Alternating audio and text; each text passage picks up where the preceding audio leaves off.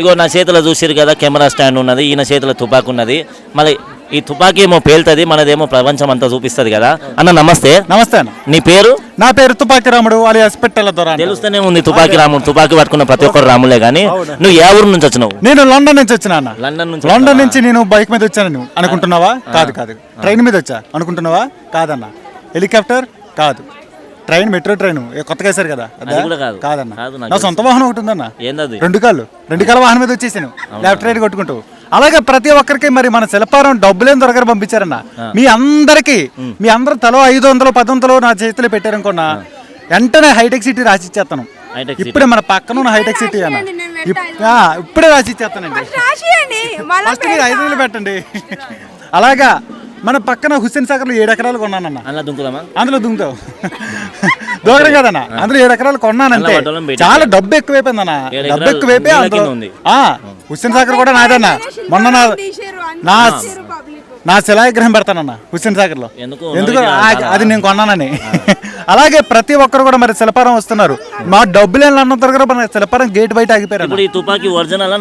ఈ తుపాకీ మన అమెరికాలో తయారు చేశారన్న. అమెరికాలో టైటానిక్ సినిమా చూసారు కదన్నా. టైటానిక్ అది షిప్ లో మునిగిపోయి ఆ టైటానిక్ డైరెక్టర్ గారు నాకు ఇచ్చారన్న. ఇది డైరెక్టర్ గారు ఇచ్చారు అంటే నేను కలగన్నాను అనమాట. ఇచ్చారని నాకు నిద్రలో వచ్చి హైటెక్ సిటీ నుంచి తేలేదన్న, అమెరికా నుంచి ఇచ్చాను. ఇది ఎప్పుడు వెళ్తా తెలియదు, దీనికి ట్రిగ్గర్ కూడా లేదు.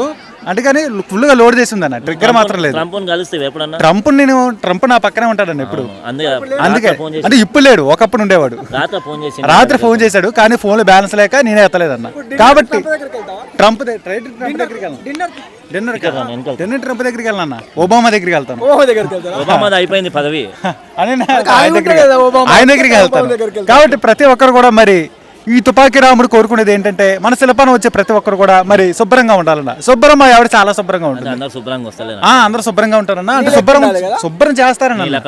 నా అలాగా అందంగా ఉంటారని అంటే నేను అందగానని చెప్పి మా వాళ్ళందరూ అంటుంటారు. కాబట్టి అది నిజమే. కాబట్టి నాలాగా అందంగా ఉండాలి, వాళ్ళు శుభ్రంగా ఉండడం కదన్న. పరిసరాలు పరిశుభ్రతగా ఉంచాలి.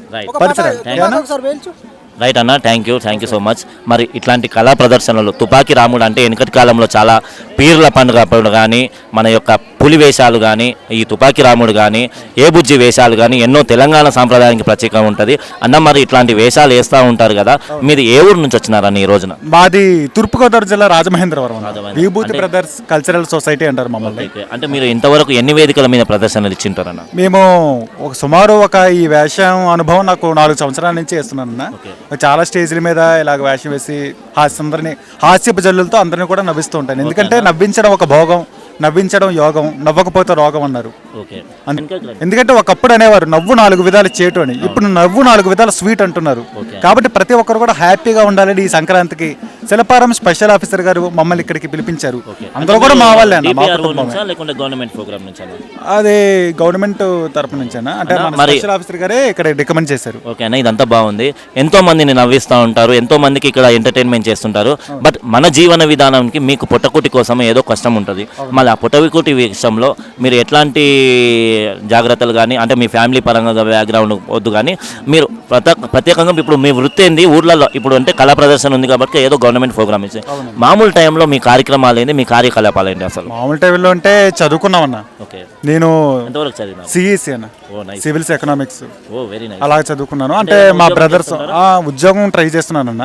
ఇంకా ఖాళీగా ఉన్నప్పుడు ఇలా వచ్చి నాన్నగారికి కూడా దొరకదు. మొత్తం మేము ఇక్కడ 10 మంది అన్న. ఉప్పలో శిల్పారంలో అక్కడ ఒక 6 మంది, 16 మంది మొత్తం.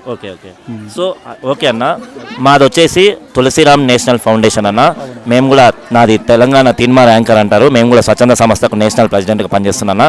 సో మీలాంటి కళారూపాలను కేవలం ఈ యొక్క అంతరించిపోతున్న కళలు కళాకారులను బ్రతికించాలనే ఒక లక్ష్యంతో మా యొక్క హైదరాబాద్ ఫెస్టివల్ తీన్మార్ ఛానల్ ప్రయత్నం చేస్తుందన్న. మీరు ఖచ్చితంగా మీరు అవకాశం ఇస్తామంటే మీ తూర్పుగోదావరి జిల్లాకు మా ఫౌండేషన్ నుంచి వచ్చి మీ కళా బృందాలు ఎన్నైతే ఉన్నాయో మేము చెప్పము. ఎందుకంటే మాది చెప్పుడు తక్కువ చూపించడం ఎక్కువ. కాబట్టి అందరూ చెప్తే పనులు కావని మా నాయన వెనకాల నెట్టిన 2 వీకేది. సో కాబట్టి చెప్తే పనులు కావని ఏదైనా సరే చూపిస్తాం మేము.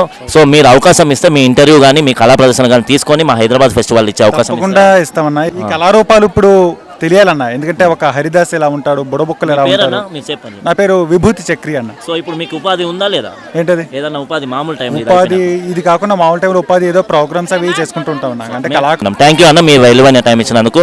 సో సూసిరి గారి వల్ల చెప్పుడు తక్కువ చూపించడం ఎక్కువ. పల్లె ప్రవీణ్ మళ్ళీ ఎవరితో అక్కని పట్టుకొస్తానా, అమ్మని పట్టుకొస్తానా, నాయనని పట్టుకొస్తానా, తాతని పట్టుకున్నా, చెప్పుడు తక్కువ చూపించడం ఎక్కువ. మనసు మలేషియా పోయినా, దమ్ము దుబాయ్ పోయినా పేలుస్తాడు తుపాకీ, పెడతాడు కెమెరాల. జై.